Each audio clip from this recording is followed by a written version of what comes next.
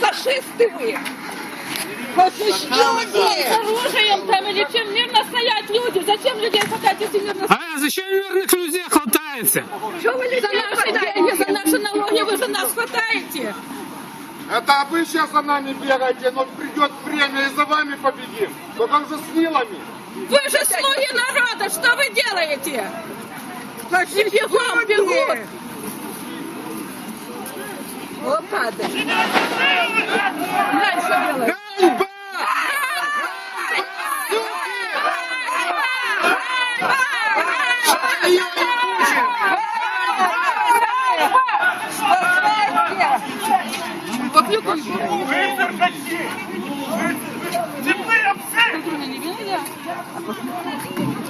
За что? Никто ничего не делает! Люди мирно стоят. Милиция, ну что они делают, а?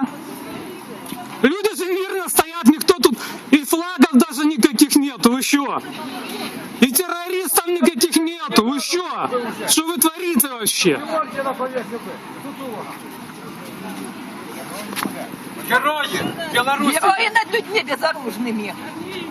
Вам пора слез вешать, герою!